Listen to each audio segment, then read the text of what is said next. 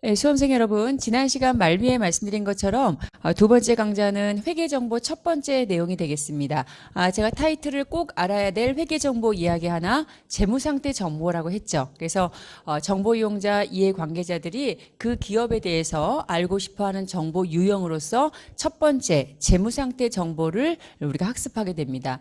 자, 그럼 재무상태 정보가 뭐냐? 바로 여러분 이제 그 기업의 재정상태, 재무 상태, 개인도 마찬가지죠. 그것을 알기 위해서는 우리가 무엇에 대한 정보가 필요할까요? 그 회사가 가지고 있는 자산, 그리고 그 자산은 남의 것으로 이루어질 수가 있거든요. 그 남의 것을 우리가 타인 자본, 바로 이제 부채가 되겠고요. 그 다음에 내 돈으로 이루어질 수 있죠. 이것을 우리가 이제 자본이라고 하거든요. 그래서 이 재무 상태 정보는 자산과 부채와 자본에 대한 정보를 얘기합니다. 자, 그러면 어떤 내용이 있는지 하나씩 살펴보도록 하죠. 그래서 재무상태 정보, 정보 이용자가 꼭 알아야 될 정보 첫 번째고요. 그리고 이 정보 크게 이제 두 가지를 제가 설명드리는데, 인문 2에서 재무상태 정보, 인문 3에서 경영성과 정보를 공부합니다. 그러니까 양대 산맥이라고 볼 수 있는데, 그 중에 특히 중요한 게 바로 뭐냐면 재무상태 정보예요. 그래서 이 재무상태 정보는 기본 과정에서도 상당히 중요합니다. 그러니까 자산부채 자본은 아주 중요한 파트다. 이렇게 보시면 되겠고요. 그럼 이 재무상태가 도대체 뭐냐? 예를 들어서 이거예요. 그 기업, 우리 쉽게 얘기해서 이렇게 얘기하면 더 어렵다면, 여러분 예를 들어서, 내가 건물이 있다고 봅시다. 자산은 건물밖에 없다고 볼게요. 그러니까 우리가 자산을 쉽게 있는 돈이라고 생각해 보세요. 돈으로 표현한다면. 근데 그 있는 돈은 건물로 있을 수도 있고, 현금으로 있을 수도 있고, 예금으로 있을 수도 있고, 채권으로 있을 수가 있거든요. 그래서 이 건물 하나가 있다고 보겠습니다. 그럼 이 자산이 이게 100억이라고 볼게요. 그러면 이 100억짜리 건물 하나밖에 없어요. 자, 그런데 우리 재정상태 정보라는 것은 저 자산이 자, 바로 빌린 돈이냐, 타인 자본이냐, 남의 것으로부터 이루어졌느냐, 내 돈이 아닌 돈으로 100억이 구성될 수 있잖아요. 은행으로부터 내가 대출 받아서 일부가 구성될 수 있거든요. 그러니까 자산 안에는 두 가지가 있다고 보시면 돼요. 플러스 요소와 마이너스 요소가 있는데 이때 이 마이너스 요소를 우리가 부채라고 한다는 거죠. 쉽게 얘기해서 빌린 돈이라고 생각하시면 되죠. 요게 예를 들어서 70억이라고 봅시다. 그러면 내 돈은 얼마예요? 30억이죠.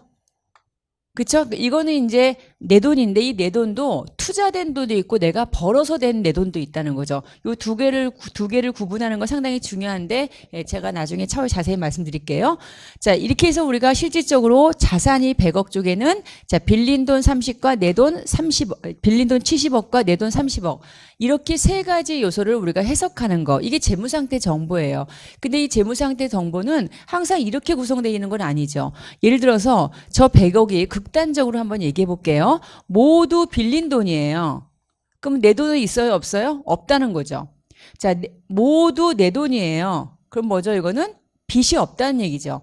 자, 이렇게 우리가 자산과 부채와 자본 이 세 가지의 구성을 해석하는 거 이것을 재무상태 정보라고 하고요.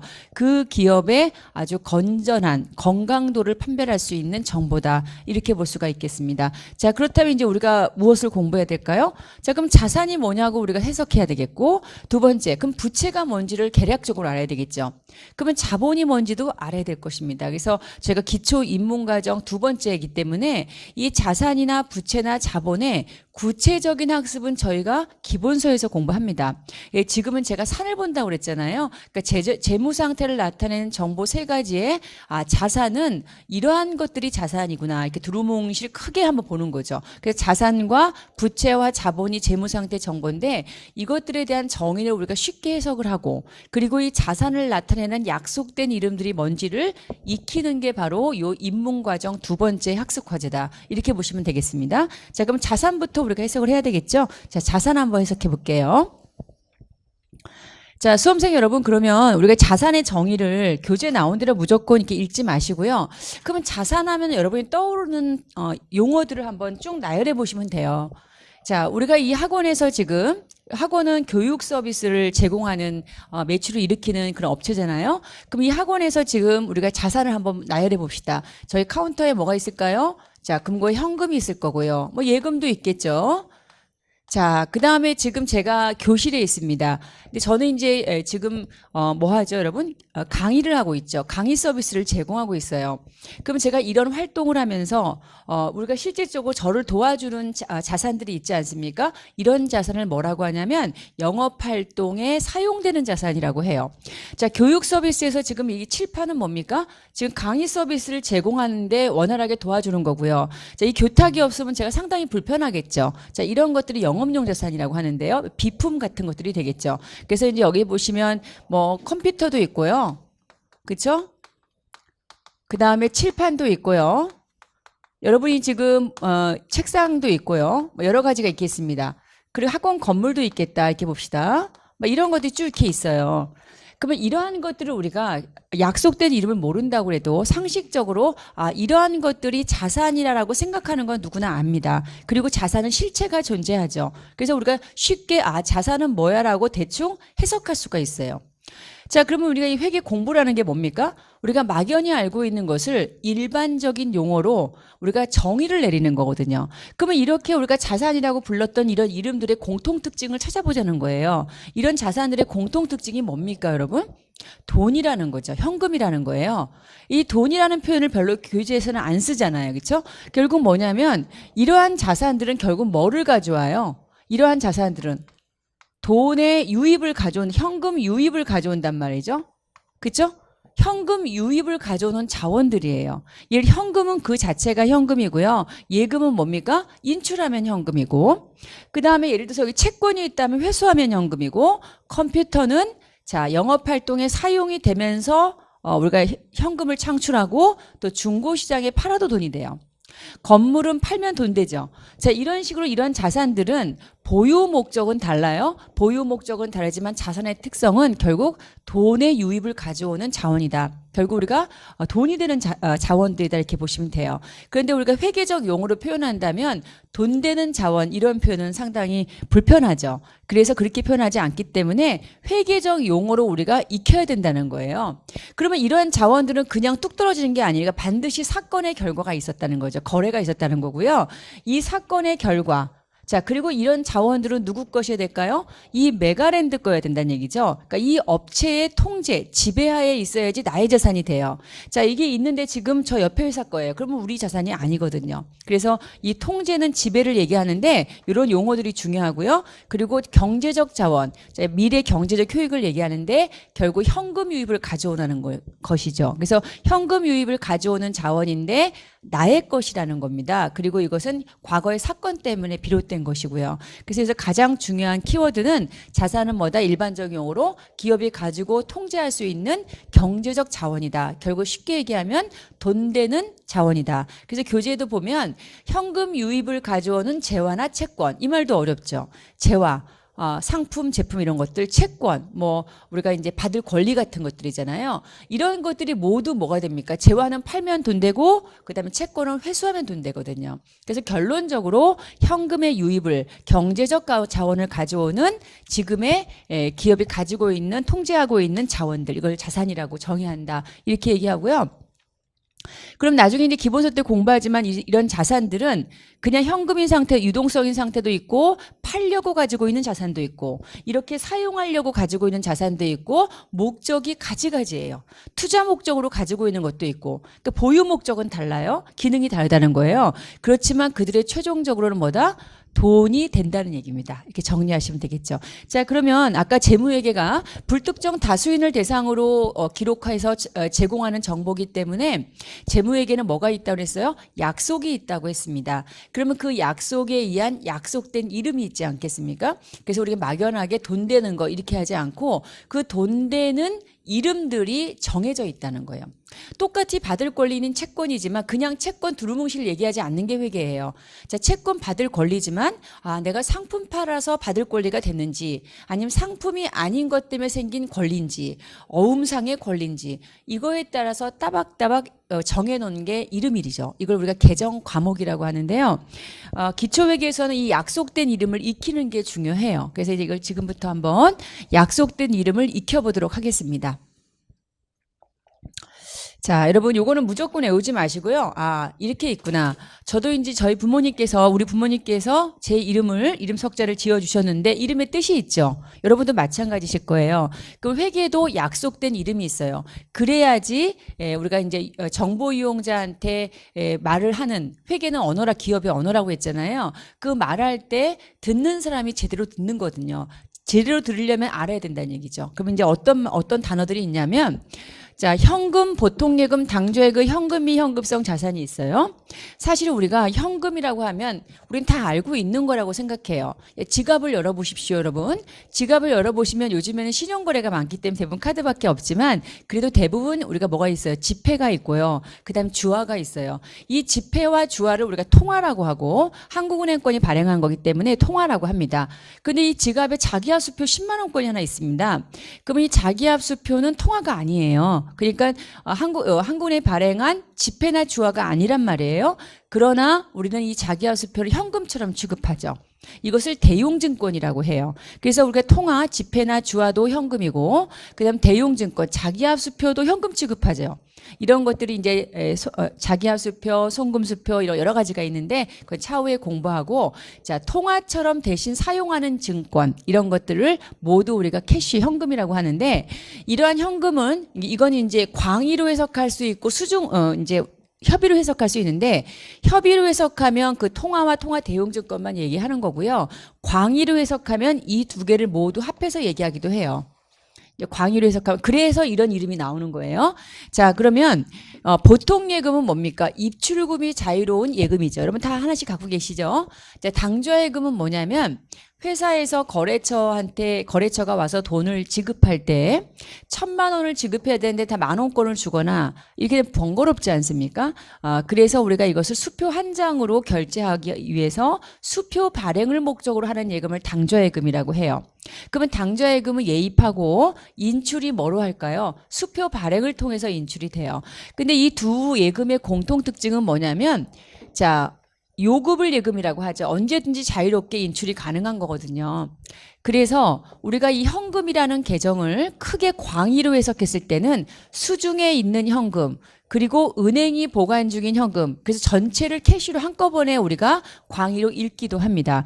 그래서 우리가 이 통합계정에 현금 그리고 현금 및 현금성 자산이라고 돼 있잖아요. 자, 이때 이 현금이 바로 자, 광의로 해석해서 요거와 요거 다 합한 금액이고요. 얘는 현금이 아닌 것들을 원래 출발은 현금이 아니지만 실질적으로 극초단기인 것들만 묶어서 현금 취급하는 것들이 있습니다. 이건 통합계정이라고 해요.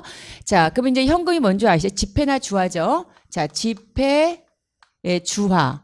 자, 이걸 뭐라고 한다? 자, 통화라고 하잖아요. 그렇죠? 통화. 그 다음에 이걸 통화 대용증권이 있어요. 자, 이 통화 대용증권을 우리가 뭐라고 합니까? 대표적으로 얘가 자기합수표로 생각하면 돼. 은행이 보증한 수표죠. 자, 이것도 우리가 현금 취급하거든요. 그래서 이런 것들을 우리가 현금이라고 본다 이렇게 얘기해요. 그 얘기는 뭐냐면 자기합수표를 받았어요. 그러면 기록할 때 자기합수표 이렇게 쓰지 않고 통일된 이름으로 써주자. 이게 약속이거든요.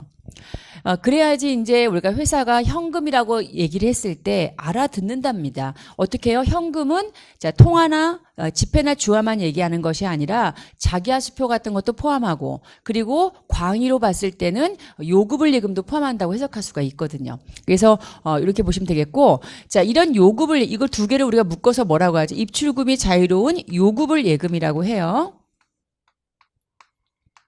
자, 광의로 해석하면 내 손에 있는 수중에 있는 현금, 은행이 보관한 현금 이렇게 해서 광의로 했을 때는 이것을 현금으로 보는 거예요. 이렇게. 그렇죠? 그래서 우리 현금 및 현금성 자산은 자, 통화 대용증권. 그렇죠? 통화. 지폐 주화죠. 자, 지폐 주화죠. 자, 그다음에 통화 대용증권.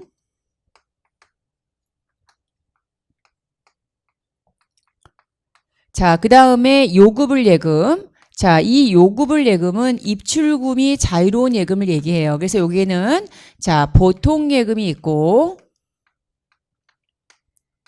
자, 당좌 예금이 있습니다. 수표 발행을 목적이죠. 당좌 예금 이렇게 두 가지가 있고요. 자, 그래서 우리는 이제 광의로 얘기했을 때는 우리가 요거를 현금으로 이거 전체를 먼저 현금으로 볼 수 있다. 그래서 계정 과목이 저렇게 되는 거죠. 그래서 요거는 재무제표에는 이렇게 올라간단 말이죠. 구구절절 다 이렇게 쓸 칸도 없죠. 그러니까 실질적으로 같은 것을 묶어서 통합 계정으로 우리가 현금 및 현금성 자산의 이름으로 한 이름으로 공시를 하게 되는 거죠. 그러면 이제 우리가 이거고요. 그러면 지금은 조금 어렵지만 현금성 자산이라는 게 뭐냐면은요. 원래는 현금이 아니에요. 단기 투자 자산이에요. 단기 투자. 그렇죠? 원래 현금이 아니라고요. 그런데 이게 취득일로부터 나중에 배우지만 만기까지가 3개월 이내인 겁니다. 그러면 짧습니까? 깁니까? 짧죠. 자, 극조단기이기 때문에 우린 이것도 출생은 원래 태생적으로 현금이 아니지만 이 단기 투자자산 중에서 극초단기인 경우에는 그 제한 요인에 충족한다면 현금 취급하겠다는 거거든요. 그래서 이것도 이제 나오는데 자, 그렇다면 이런 얘기예요. 자, 지폐가 100원이고 주화도 100원이고 그죠? 그 다음에 자기하수표 100원이고 보통예금 100원이고 보통예금 100원이고 단기 투자 자산 중에서 자 3개월 이내 취득일로부터 만기가 3개월 이내인 게 100이라고 봅시다. 하나 둘 셋 넷 다섯 여섯이죠. 자 그러면 이것을 정보 이용자한테 우리가 지금 현금과 유사한 금액들이 모두 600원 있어요라고 한꺼번에 얘기하겠다는 거죠. 우리가 보고서에 재무제표에 올릴 때 자, 통화 따로 올리고요. 지폐 따로 올리고 따로따로 올리면 칸이 너무 부족하잖아요. 그래서 우리가 정보라는 것은 그냥 자세히 일일이 다 보여주는 게 유용한 정보가 되지 않죠. 취합해서 이해하기 좋게 한꺼번에 올리는 게 더 유용한 정보가 될 수 있습니다. 그래서 실질이 현금이기 때문에 이 재무상태 자산을 올릴 때 현금 및 현금성 자산의 이름으로 600을 올리겠다는 거예요. 그러니까 재무제표에 올라가는 이름은 저렇게 한꺼번에 기록할 수 있다. 그러나 기중에 기록할 때는요. 부기로 기중에 기록할 때는 현금이라고 쓸 때도 있고 보통 예금을 그냥 현금에 묶어서 처리하기도 하지만 이렇게 개별 계정으로 쓸 수가 있는 거죠. 그래서 탄력적으로 보시면 되겠고요. 그래서 현금은 우리가 생각하는 것보다 좀 광의로 해석하고 있다. 이렇게 보시면 되겠고 재무제표에 올라갈 때는 보고서에는 이렇게 합쳐서 올라간다. 이걸 통합계정이라고 합니다. 그래서 우리 기본서에는 이것들을 다 이렇게 계산해서 합쳐서 이게 600이 되는 거잖아요. 이 600을 계산하는 게 기출문제죠. 그렇죠? 요거는 이제 기본서 과정에서 하나씩 더 공부하도록 하겠습니다. 그럼 자산의 과목 중에서 현금은 약속된 이름으로 뭔지 아셨죠? 보통예금, 당좌예금 이건 다 묶어서 뭐라고 볼 수 있어요? 현금 및 현금성 자산, 가장 폭넓은 통합계정이다. 이렇게 보시면 되겠습니다. 그래서 기중에 회계 처리할 때 그냥 가장 큰 계정을 써도 상관없어요. 또 개별 계정을 써서도 상관없습니다. 이것을 맞다 틀리다 하는 게 아니에요. 그래서 통합계정과 개별 계정이다. 이렇게 정리하시면 되겠고요. 자, 이제 익히는 거니까 여러분 우리가 이제 상식적으로 자기하수표 이런 것들은 잘 알고 계시잖아요. 자, 그렇다면 이 자기하수표는 기록할 때 어떤 이름으로 기록한다는 얘기예요. 그러면 자, 자기하수표라고 하지 않고 현금으로 기록하겠다 이런 얘기입니다. 자, 이런 것들을 익혀셔야 되겠고요. 자, 두 번째 볼게요. 이 두 번째 상당히 중요해요. 이거는 이제 보니까 이게 다 뭐예요? 채권이에요, 채권. 우리가 실질적으로 채권이라는 게 뭡니까? 채권은 받을 권리잖아요. 그러니까 당연히 자산이죠. 그럼 채권은 받을 권리, 자산 이렇게 두루뭉실 하지 않는 게 회계라고요. 자, 이 채권이 생겼을 때 회계는 뭐냐면 물어요. 도대체 어떻게 생긴 채권이니? 라고 묻는다고요. 그래서 이제 여러분 교재에 보시면은 교재에 제가 그걸 설명을 다 해놨잖아요. 자, 우리가 외상매출금 받으러 온 매출채권은 그 앞에 뭐가 붙습니까? 상품이 붙어요, 상품. 그럼 상품이 뭘까요? 상품은 내가 보유 목적이 자산은 이제 그 기능이 중요한데 어떤 기능을 하냐면 팔려고 가지고 있는 기능을 하는 거예요. 팔려고 가지고 있습니다. 그래서 이제 이 판매 목적으로 가지고 있는 게 상품인데 그때 판매 목적은 자, 내가 100원에 사서 120원에 팔 수 있죠. 이게 상품이에요. 그런데 100원짜리를 만들어서 120원에 팔 수 있죠. 100원짜리를 만드는 것은 제품이에요. 아시겠죠? 그래서 우리가 상품은 내가 매입해서 팔려고 가지고 있는 판매 목적으로 가지고 있는 자산이구나 이렇게 생각하시면 됩니다. 그러면 그 기업의 가장 주된 영업활동이잖아요. 여러분이 만약에 과일 장사는 뭐가 되겠습니까? 판매 목적 과일이죠. 그렇죠? 자, 가구 제조업은 뭐가 주된 판매겠어요? 가구 제조한 이 가구겠죠. 자, 그렇기 때문에 상품은 내가 팔려고 팔 의도를 가지고 매입한 자산입니다. 이해하시고요. 자, 그런데 그럼 이거 나중에 팔면 뭐가 되죠? 매출이 된다는 거예요. 매출이. 이제 수익이 되는 거죠. 자, 그래서 중요한 거는 보시죠. 외상 매출금, 받으러 온 매출 채권. 이건 모두 뭡니까? 상거래, 상품 거래로 생긴 우리가 채권이다 이렇게 얘기하는 거죠. 자, 보세요. 이 채권 중에서 물어요. 자, 상품 외상 판매냐? 자, 상품을 외상으로 판매한 거냐? 그쵸? 상품을 외상으로 판매한 거냐? 아니면 상품 이외를 외상으로 판매한 거냐? 이거예요. 자, 내가 팔려고 산 상품을 외상으로 판 채권은 외상 매출금이라고 해요. 그리고 상품 아닌 거, 예를 들어서 제가 칠판, 교탁이 있는데요. 이 교탁을 중고시장에 외상으로 팔았어요. 이거는 상품이 아니잖아요. 우리 회사에. 그렇다면 이거는 외상 매출금이라고 하면 안 된다는 거죠. 똑같은 채권인 자산이지만 이것을 분명하게 해주는 게 회계라는 거예요. 그래서 우리 기초 시간에는 약속된 이름을 기억해야 되잖아요. 그러니까 우리가 무조건 외우면 안 되고, 원래 이 외상 매출금보다 일상적인 거래로 기억을 해야 돼요. 상품을 외상으로 팔았을 때 생기는 채권. 그럼 상품 아닌 건 어디 있을까요? 이 미수금이라는 거죠. 그래서 우리 첫 번째 다른 것을 비교해야지 실력이 늘죠. 똑같은 채권이지만 상품 때문에 생긴 외상채권은 외상매출금. 그 다음에 상품이 아닌 거, 기계장치, 건물을 외상으로 팔면 외상매출금이라고 하면 큰일 난다는 거죠. 물론 우리가 기계장치를 파는 회사면 가능하죠. 그렇지만 대부분 기계장치는 사용 목적이거든요. 그래서 이 두 가지를 먼저 구분하시고요. 다만 이제 똑같은 외상채권인데 얘는 뭡니까? 상품 때문에 생긴 건데요. 자, 상품 외상 판매죠.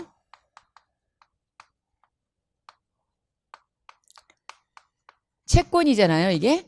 자, 채권입니다. 자, 근데 이 받으러 온 뭐냐면 뭘로 받았죠? 상품을 팔고 어음을 받은 겁니다. 그러면 어음을 받았다면 만기 때 어음에 대한 회수할 권리가 생기거든요. 그래서 이건 똑같은 외상 채권이지만 어음상의 명확한 채권이죠. 그래서 똑같은 매출 때문에 생긴 채권이나 어음상의 채권이다. 그래서 얘를 뭐라고 그래요? 받으러 옴이라고 하는 거예요.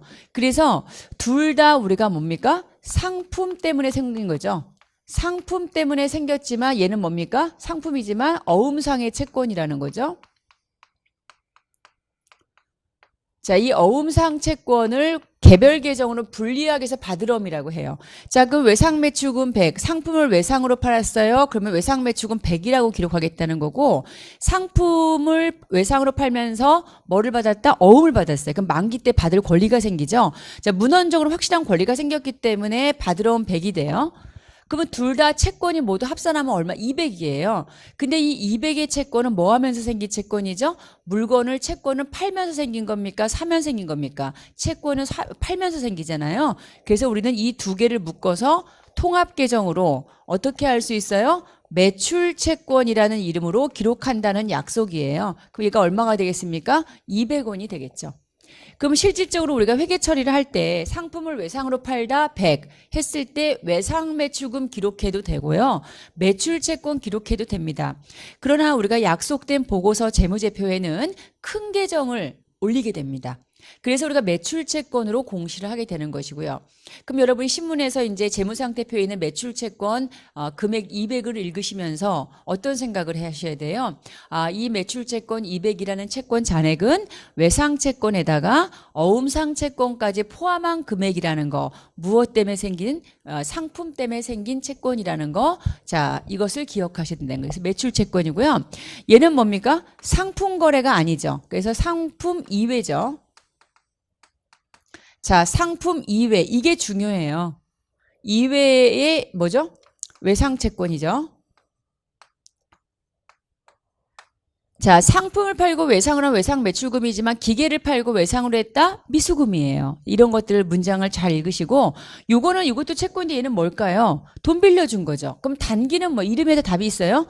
단기는 짧은 기간이죠. 1년 이내. 자, 대여금은 뭡니까? 돈 빌려주고 생긴 채권이에요. 자, 채권이죠. 이 금전상 채권. 얘는 뭐죠? 상품 아닌 걸로 생긴 채권. 요건 뭐예요? 물건 팔고 생긴 채권 이거잖아요.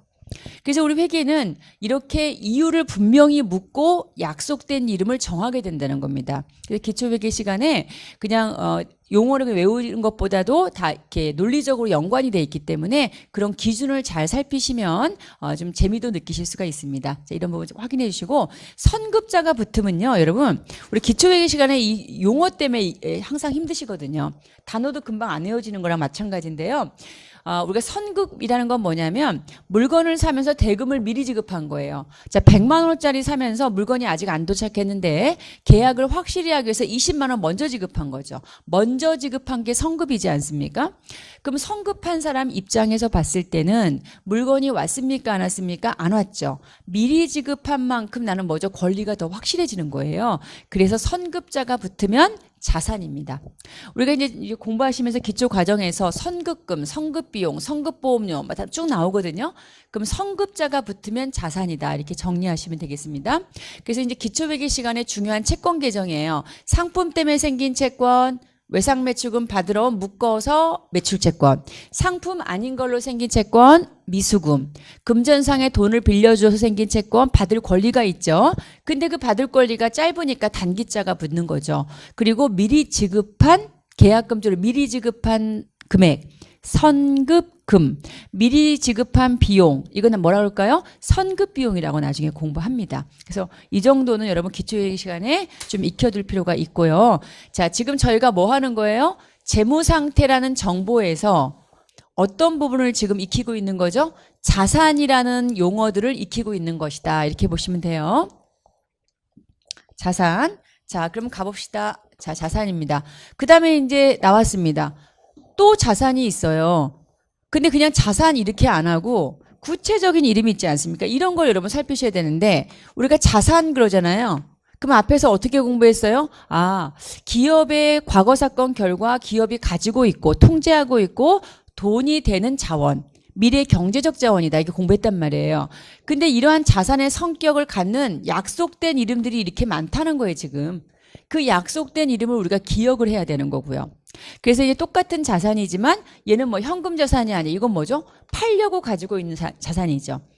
자, 내가 판매하려고 지금 매입한 자산입니다. 만든 게 아니고요.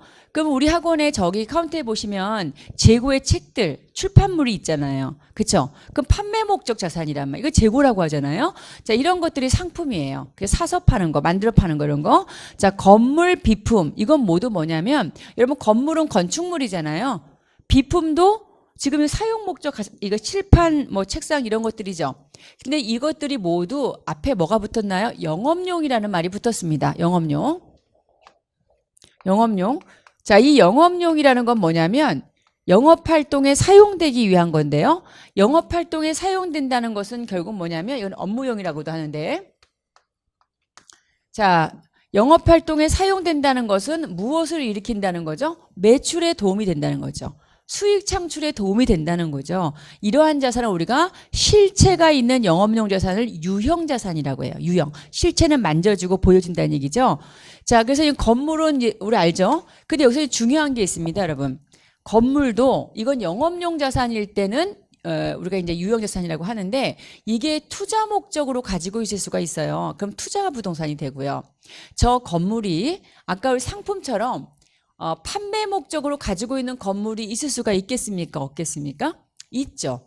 이런 부동산 매매업인 경우에는 토지와 건물을 판매 목적으로 가지고 있지 않습니까?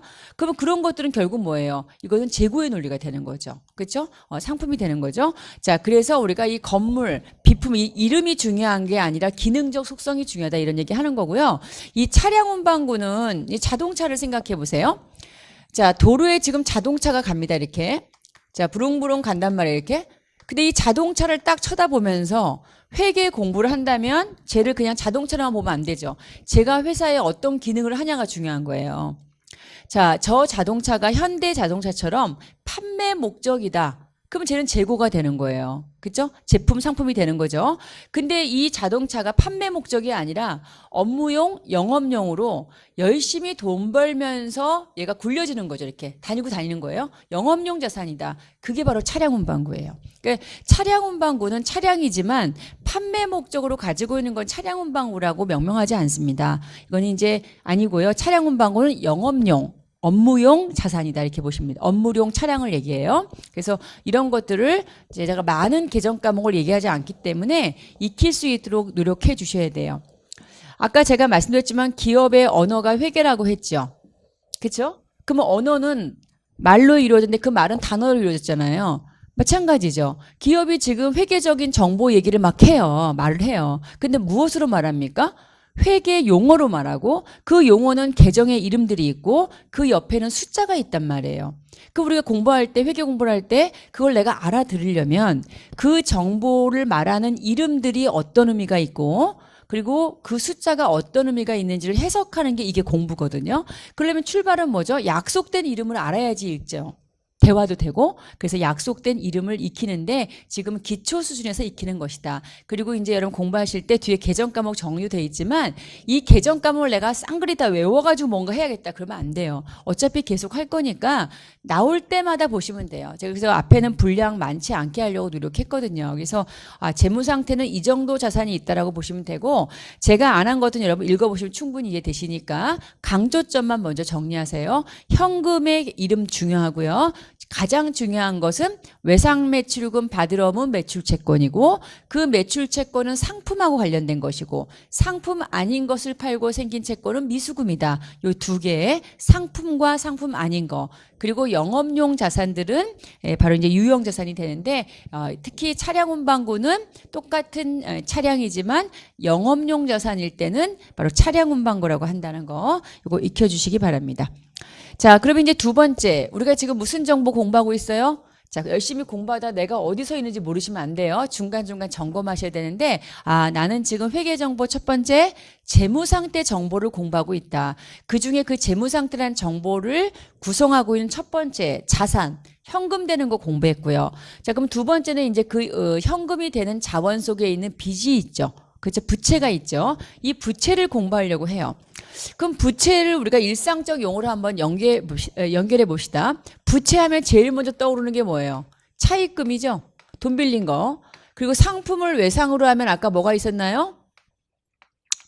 외상으로 팔면은 외상 매출금이 있으면 외상으로 사면 외상 매입금이 있어요. 이런 것들이 쭉 이렇게 있거든요. 어려우시면 차입금만 먼저 생각해 봅시다. 그러면 차입금은 이게 그냥 뚝 떨어진 게 아니잖아요. 이건 뭡니까? 빚이죠. 빚은 뭐죠? 언젠가 내가 갚아야 될 내 의무죠. 그렇죠? 그래서 이걸 뭐라고 하냐면 중간에 빚을 갚으면 이건 부채라고 안 합니다. 그래서 부채는 반드시 지금의 내 의무가 존재해야 돼요. 현재 의무가 가장 중요한 단어입니다. 그래서 이제 예를 들어서 우리가 일상적인 부채는 남한테 빌린 거다고 보시면 되는데 빚이라고 보시면 되는데 이것을 약속된 회계 용어로 바꾸면 요 빚이 예를 들어서 이게 10억이라고 봅시다. 10억이라는 빚이 그냥 생긴 게 아니죠. 빌렸기 때문에 생긴 거 아니에요. 그래서 과거 사건의 결과고요. 그리고 언젠가 뭐예요? 돈 줘야 되죠. 그게 경제적 자원이잖아요. 자산은 아까 뭐였죠? 돈이 들어오는 거죠. 부채는 나가야 될 거죠. 그 나가야 될 것에 대한 내 의무가 있단 말이죠. 근데 그 의무는 무슨 의무다? 현재 의무라는 게 너무너무 중요해요. 예를 들어서 여러분 2019년 12월 1일 날 차입을 했어요. 이게 얼마냐면은 10억을 했습니다. 여러분 10억을 했는데 자 10월 1일 날 할게요. 자 그런데 중간에 이 회사가 12월 1일 날 이게 상환했어요. 10억. 그러면 여러분, 자, 2019년 12월 31일 날 이 회사 부채는 얼마예요? 부채가 있다고 해야 돼요? 없다고 해야 돼요? 요 시점에 현재 의무는 상환했기 때문에 존재합니까? 안 합니까? 없잖아요. 이럴 땐 부채가 있다고 얘기하시면 안 돼요. 그 얘기는 무슨 얘기냐면 부채라는 것은 갚았으면 부채가 아니죠. 우리 알고 있잖아요. 그러면 갚았다는 것은 현재 의무다 아니다? 아니라는 거죠. 과거 의무죠. 기출문제입니다. 자, 그래서 우리는 이렇게 현재 의무라는 단어가 매우 중요하다. 자, 그런데 말입니다, 여러분. 요게 상환을 안 했어요. 만약에 이런 게 없어요. 그럼 현재 의무가 있어요, 없어요? 현재 의무가 10억 그대로 있는 거죠. 이게 부채라는 거죠. 그래서 부채는 자, 내가 과거 사건이 있었지만 자, 언젠가 자원을 이전, 돈을 갚아야 될 무슨 의무다? 지금의 빚이죠. 그 지금의 의무, 현재 의무라는 일반적 용어로 정리하는 거고요. 시험 문제는 이렇게 나오는 게 아니라 이렇게 나오는 거잖아요. 그래서 우리 공부라는 게 뭐냐? 이 일반적인 용어를 익혀야 되는 거죠. 그래서 아까 자산은 뭐다? 기업이 통제하고 있는 경제적 자원, 현금 유입을 가져오는 거고, 부채는 뭐예요? 경제적 자원, 현금 유입을 줘야 될, 지급해야 될 뭐다? 지금의 의무, 현재 의무다 이거죠. 그래서 이 부채의 가장 중요한 키워드는 이거예요. 알겠죠? 자산은 현금 유입이 되는 거죠. 경제적 자원이 중요한 거고요. 자, 그래서 여기는 자산 부채까지 봤고요. 자, 그러면 여러분, 부채는 빚인데, 그러면 우리가 이 현재 의무, 빚을 나타내는 이름들, 약속된 이름, 이것을 우리가 개정 과목이라고 하는데, 이 이름을 익혀보도록 하겠습니다. 자, 여러분, 어떤 게 있을까요? 지금 보니까 외상매입금, 지급어음, 매입채무 있는데 아까 자산에서 누구랑 비슷하죠? 외상매출금, 받으러옴과 뭔가 연결돼 보이잖아요. 비슷해요. 뭐냐면 둘 다 얘네들은 모두 뭐다? 채무죠. 채무. 자, 갚아야 될 빚이에요. 근데 이 채무를 두리뭉실 10억 이렇게 안 한다고요. 우리 회계는 어떻게 한다? 자, 이 채무가 도대체 어떻게 생긴 채무냐 이걸 묻는단 말입니다. 그래서 이제 이걸 물을 때 상품을 사면서 생긴 채무예요. 이게 바로 뭐죠, 여러분? 외상매입금이에요. 근데 상품을 사면서 돈을 못 주고 어음을 발행했어요. 근데 어음을 발행하는데 약속어음은 발행인이 만기 때 주기로 한 약속이기 때문에 부채가 생기죠. 의무가 생긴단 말이죠. 그래서 이것도 모두 뭡니까? 상품 때문에 생긴 거예요. 자, 상품 매입으로 인한 외상채무가 되는 거죠. 이것을 우리가 뭐라고 상품 매입 때문에 생긴 거는 매입 때문에 생긴 외상채무를 외상매입금이라고 한다. 중요한 건 상품이죠. 그러면 상품이 아닌 건 어떻게 되겠어요? 상품 이외 매입으로 인한 외상채무, 이건 미지급금이라고 해야 된다고요. 분명히 경계선이 있어요. 그래서 회계는 이렇게 따지기를 좋아합니다. 그래서 똑같은 채권이나 똑같은 채무를 할지라도 두루뭉실 채권 채무 안 하고 자, 약속을 하죠. 자, 상품과 관련된 거와 상품과 관련되지 않은 거, 금전상 관련된 거가 그렇지 않은 거, 이렇게 구분하면서 약속된 이름을 정해요. 그래서 이 약속된 이름들로 기록하기 때문에 우리는 그 정보를 읽을 때 알아야지 해석이 된다는 거죠. 그럼 우리가 지금 공부하는 것은 그 단어들을 익히는 거다. 자, 언어 공부할 때 단어 외우는 거 중요하죠? 네, 똑같습니다. 근데 얘는 이제 뭐냐면 상품 때문에 생기긴 생겼는데 얘는 어음상의 채무예요. 어음을 발행했기 때문에 둘 다 뭡니까, 여러분? 요것도 100, 요것도 100. 자, 그러면 외상매입금과 지급의 합은 매입채무면 요 둘의 합은 얼마가 되겠어요? 200이 되겠다. 그래서 재무제표에 올릴 때는 뭐 시시콜콜 외상매입금 100, 그 다음에 어음상채무 100 이렇게 올리지 않고 크게 상품 때문에 생기는 외상채무는 매입채무는 뭐다? 200입니다라고 우리가 공시를 하는 것이고요. 그럼 상품 때문에 생기지 않고 기타의 자산으로 생기는 외상채무는 미지급금으로 처리한다. 이렇게 보시고 여기도 마찬가지로 만약에 금전상에 내가 돈을 빌렸다. 그러면 차입금이 되겠고 그러면 차입금은 갚을 때 기간이 짧으면은 단기가 되겠다. 이렇게 보시면 되겠습니다. 여러분 요거 이해되시죠? 요거 간단한 내용이지만 요 이름을 익히셔야 돼요. 그래서 제가 교재에 이렇게 써놨잖아요. 거래 형태 일반적 용어 개정 과목. 그럼 우리가 학습은 뭐예요? 지금 계속 제가 말씀드린 것은 요쪽으로 익혀야 되거든요. 앞으로 기본서 과정할 때는 이 이름들로 막 제가 설명을 하거든요. 그러니까 외상매입금은 언제 생기는 거고 지급어음은 언제 생기는 거고 매입채무는 외상매입금과 지급어음을 묶어서 얘기하는구나. 이걸 익히셔야 되고요. 자, 우리 앞에서 봤지만 성급이 있었죠. 얘는 뭐예요? 미리 받아버렸네. 상식적으로 생각해 봅시다. 내가 지금 100만 원어치를 물건을 팔아요. 근데 물건을 아직 안 넘겼어요. 근데 돈을 일부 20만 원 미리 받은 거예요. 이걸 선수금이라고 해요. 계약을 확실히 하기 위해서. 자, 그렇다면 물건 파는 사람 입장에서는 돈을 먼저 선수한 금액만큼 부담이 더 생기는 거죠. 그냥 돈 안 받은 것보다 일부 받으면 그 물건에 대해서 이전이 훨씬 더 의무가 강해지는 거죠. 그래서 우리가 선수자 붙으면 부채다 이렇게 기억하시면 돼요. 아까 선급자 붙으면 뭐였어요? 자산이었죠. 미리 지급했기 때문에 받을 권리가 확실해지는 거고, 선수는 미리 받았기 때문에 이행해야 될 의무, 빚이 더 커진 거죠. 그래서 이거 부채다 이렇게 얘기합니다. 자, 기초 때는 자, 요거 묶은 거를 매입 채무라고 하고, 매입 채무는 상품 때문에 생긴 거고, 상품의 자, 여기 이름 그대로 있죠. 상품을 매입하며 생긴 채무입니다라고 하는 거고, 그럼 상품이 아닌 건 뭐예요? 미지급금이다 이렇게 볼 수가 있다는 것이죠. 자, 그래서 이제 우리가 그 부채 계정 몇 가지를 지금 저희가 같이 봤고요. 자, 몇 가지만 선별적으로 설명을 드리고 있습니다. 자, 그렇다면 자, 여러분 보겠습니다. 자, 그렇다면 이제 그 다음에 자본이 있어요. 자, 여러분 여기서 이제 우리가 저도 처음에 국익 공부를 할 때 이 자본이 참 어렵게 느껴진 적이 있었어요. 왜 그러냐면 자본은 실체가 없거든요. 여러분, 자산은 회계 공부 안 해도 자산이 뭔지는 대충 느낌이 있어요. 그죠? 실체가 존재하죠. 현금 실체 있죠. 건물 있죠. 다 있어요. 물론 무형의 자원은 실체가 없지만 우리가 그 권리가 뭔지 알 수가 있는 것이죠. 그 부채도 우리가 느낌이 있죠. 돈 빌린 거, 그렇죠? 외상채무 뭐 등등의 부채 개념도 우리가 실체가 있어요. 근데 자본은 말입니다. 뭔가 보여지고 이런 느낌이 없잖아요. 자본은 다만 뭐죠? 종속적으로 결정되는 거예요. 자, 자산에서 부채를 빼면 이렇게 된다고 보는 거죠. 왜요? 자산은 부채와 자본의 합이니까. 그래서 이제 자본 등식이라고 하는데요.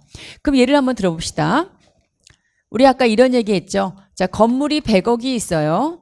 자, 이 중에서 남의 돈, 타인 자본이 70억이고 내 돈이 30억이라고 이렇게 공부했지 않습니까? 이게 공부했죠? 근데 지금 우리가 예를 보는 거잖아요. 요거 자본을 공부하는 거죠. 그러면 자산에서 이 자산 속에는 플러스 30억과 마이너스 70억이 공존하고 있죠. 그러면 이 속에 마이너스를 빼게 되니까 자, 뭐가 나옵니까? 자본이 나온다 이거예요. 자본이 이렇게. 그렇죠? 우린 이것을 뭐라고 하냐면 순자산. 자, 총 자산에서 마이너스 네거티브를 빼니까 네트 개념이 나오는 거, 순 개념이 나오는 거죠. 이것을 순자산이다 이렇게 얘기해요. 순자산. 그렇죠? 우리 과거에 순자산을 물어보는 계산 문제가 있었는데 그러면 자산에서 부채를 빼면 되죠. 그 자산에서 부채 뺀 걸 자본이라고 하고 이걸 또 뭐라고 그래요? 자녀지분이라고도 해요. 자녀지분. 여기 이제 이 자녀지분이라는 표현이 이제 우리 2019년 회계원리 문제에 나왔죠. 자녀지분은 자본을 나타내는 것이죠. 이건 타인 자본, 자녀지분, 그렇죠? 얘기하는 겁니다. 그 자본은 그렇기 때문에 종속적으로 결정되기 때문에 자산에서 부채를 뺀 자녀적 개념이다 이렇게 보시면 돼요. 그러면 이제 이때 이 30억 우리 한번 생각해봐요. 요거는 처음에 이 자본은 내 돈이거든요. 내 돈이에요. 근데 이 내 돈은 두 가지로 볼 수 있다는 거예요. 대부분 기초회계 시간에는 여러분이 이 내용을 별로 공부 안 하시는데 사실 이 내용을 기초 때부터 하셔야 돼요. 상당히 의미가 있습니다. 자, 이 기업의 내 돈은 말입니다. 처음에 뭐가 있을까요? 출자금이 있겠죠. 회사가 처음에 출자했을 때 자본금이 증가하잖아요. 이게 출자한 돈이 있고요. 자, 출자한 돈이 있고 또 무슨 돈이 있을까요? 자, 출자한 돈. 자, 그 다음에 번 돈이 있어요. 이 번 돈이라는 말이 뭐냐면 여러분 기업이 왜 그렇게 열심히 장사하고 왜 이렇게 열심히 이익을 추구하나요? 돈 벌려고 하잖아요. 자, 기업이 열심히 돈 벌면 기업의 내 돈이 증가해요? 감소해요? 증가하거든요. 그래서 자본은 순자산 자녀지분인데 이따가 추후로 자세히 말씀드리지만 이 자본에는 내가 출자한 돈도 있고 열심히 벌어서 쌓인 돈도 있어요. 그래서 우리가 이것을 주식회사는 구분합니다. 출자한 돈을 자본금 또는 자본이익을 하고 그 다음에 열심히 벌어서 늘어난 자본을 이익잉여금이라고 해요. 그래서 기초 시간에 자본은 자본이지만 이 속에 자산에서 부채를 뺀 거지만 이 속에는 자, 출자한 돈도 있고 내가 벌은 돈이 남아있는 것도 있구나라고 여러분 기억을 하셔야 돼요. 그래서 이 벌은 돈 개념, 번 돈 개념 안에는 성과 정보가 있기 때문에 결국 재무상태표가 제일 중요한 우리가 요소라는 걸 우리가 알 수가 있죠. 왜냐하면 수입 비용이 다 여기에 이제 묻어지게 되거든요.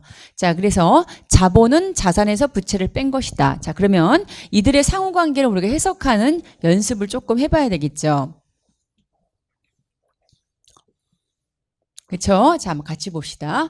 이거는 자본금은 출자금이고요. 이제 우리가 주식회사인 경우는 주식수 곱하기 액면가액이 되겠고, 거기 납입자본이라고 나왔는데 이 납입자본은 결국 이거는 이제 자본잉여금까지 포함한 얘기예요. 자산에서 출자한 금액에서 출자한 금액으로 자산의 증가해서 부채를 뺀 금액이 되겠고요. 출자한 금액이다. 이제 이것은 주식수로 얘기한다면 액면 금액에 해당이 되고, 이익잉여금이란 용어가 대부분 이제 그냥 너무 많이 가시는데 기초부터 정확히 하십시오. 이거는 열심히 번 돈이 내 돈이 된 거예요. 그래서 이 이익잉여금에 이익이 쌓여 있기 때문에 나중에 주주한테 배당 줄 때도 적어가지고 주는 거거든요. 그래서 자본에는 출자한 돈과 내가 벌어서 쌓인 돈이 있구나. 이거 기억하시고 이따 문제를 통해서 다시 말씀드릴게요.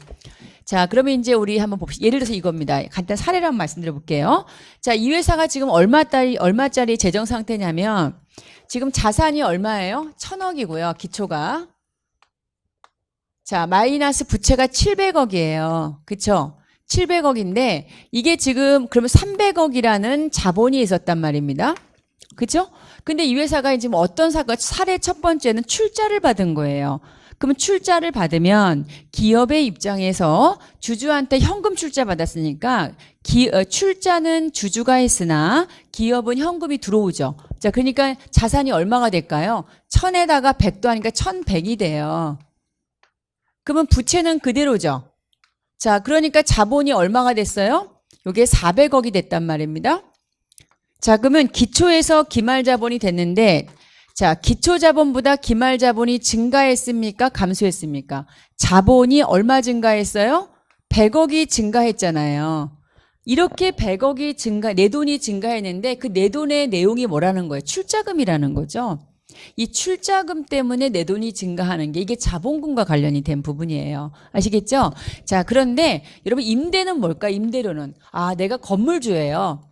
건물주인데 이 임차인한테 매달 받잖아요. 그렇죠? 이걸 임대료라고 하니까 자, 이 건물주가 받는 이거는 뭐라고 하죠? 수익이 되는 거거든요.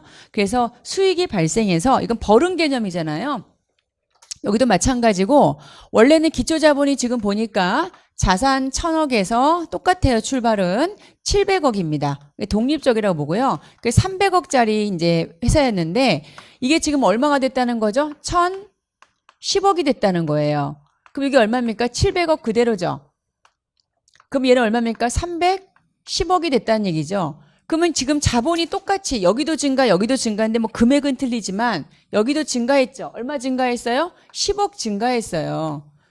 근데 이것도 내 돈, 이것도 내 돈인데 이렇게 내 돈이 증가한 게 바로 뭐죠? 출자한 돈 개념이고요.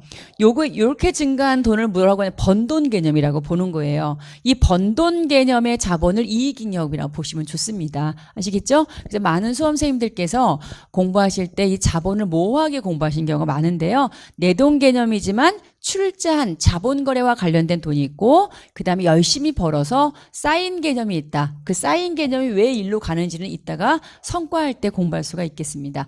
그때 한번 공부하도록 하겠고요. 그래서 재무 상태에서 우리가 자산, 부채, 자본을 공부했는데 그때 이 자산과 부채의 차이가 바로 뭐다? 자본, 내 돈 개념이다. 이렇게 정리하시면 되겠어요. 자, 그러면 이제 우리가 여기서 재무 상태 내용을 이제 확인했고요. 자, 그러면 이제 그 다음에 요거 확인 학습인데 요거는 이제 개정 과목을 분류하는 건데요. 요건 여러분들한테 맡길게요. 시간이 조금 지나서 요건 맡길 테니까 이게 사실 쉽죠. 쉬운데 대부분 쉽다고 대충 넘어가시는데 그러시면 안 되고 반드시 하나하나 따박따박 여러분이 한번 연습해 주시길 부탁드립니다. 꼼꼼하게 여러분 연습장에 써서 풀어주시고요. 자, 보십시다. 그래도 이제 높아심을 잠깐 말씀드리면, 자, 보시죠. 여기 현금, 이거 뭐죠? 현금은 현금 자체, 건물은 뭐예요? 요거는 영업용 자산이죠. 그죠? 자, 그렇기 때문에 이건 그대로 팔면은 돈 될 수 있고 영업 활동에 도움이 되는 거고요. 차입금, 이거 빚이죠. 부채. 매출, 외상 매출금 뭐 때문에 생긴 거랬어요? 상품을 외상으로 팔고 생긴 외상채권. 요거 상품 아닌 건 뭐라 그랬어요? 미수금. 자, 외상매입금 상품과 관련된 외상채무죠. 자, 당좌예금은 당좌수표를 발행하려고 하는 예금이고, 자, 이 중요한 거 있죠? 미수금? 미수금은 우리가 상품 아닌 것을 팔고 생긴 채권이니까 자산. 미지급금은 뭐예요? 상품 아닌 것을 외상으로 팔고 외상으로 사고 생기는 채무. 그렇죠? 미지급금하고 외상매입금이 다르죠. 이런 것들 비교하셔야 되겠고요. 자, 상품은 뭐라 그랬나요? 판매 목적으로 매입한 자산이에요. 판매 목적으로. 자, 판매 목적으로 만든 자산은 제품이에요. 완성품. 자, 그 다음 단기 대여금 빌려준 채권이죠. 그쵸? 그 다음에 매출 채권은 누구하고 누구의 합이에요? 외상 매출금과 받으러 오며 어음상 채권의 합이고, 매입 채무는 누구의 합이에요? 외상 매입금과 어음상 채무 지급어음의 합이죠. 그래서 재무제표 올라갈 때는 이게 통합 계정을 사용하게 된다, 이렇게 볼 수가 있겠습니다. 자, 이렇게 해서 이제 이 강에는 여러분하고 제가 회계 정보 알아야 될 첫 번째 정보, 재무 상태 정보를 우리가 일부를 먼저 공부했습니다. 그래서 오늘 두 번째 강좌에는 자산, 그리고 부채, 그리고 자본을 재무 상태 정보라 한다. 그리고 자산의 정의, 부채의 정의, 자본의 정의를 공부했고요. 그리고 그 자산이 현금되는 능력을 나타내는 자원인데, 그 자산에는 약속된 이름이 있더라. 그 약속된 이름을 계정 과목이라고 하는데, 그 계정 과목을 개괄적으로 주요한 거 몇 가지를 살폈습니다. 자, 부채와 자본도 마찬가지고요. 자, 그렇다면 이러한 재무 상태 정보를 이해관계자 정보 이용자한테 보여줘야 되잖아요. 이 보여줄 때 그 정보가 날아가진 않죠. 그러니까 어떻게 해야 될까요? 그 정보를 담아서 전달하는 수단이 필요해요. 그 수단을 우리가 재무상태표라고 합니다. 이전에는 이것을 대차대조표라고 했는데 지금은 재무상태 정보를 나타내는 일람표다 해서 재무상태표라고 합니다. 자, 다음 3강은 이 재무상태표에 대해서 심층 분석하고요. 그리고 여러분과 같이 이 재무상태 정보에 대한 여러 가지 문제를 우리가 해석하고 이해하는 시간을 갖도록 하겠습니다. 자, 다음 강좌에서 찾아뵙겠습니다. 감사합니다.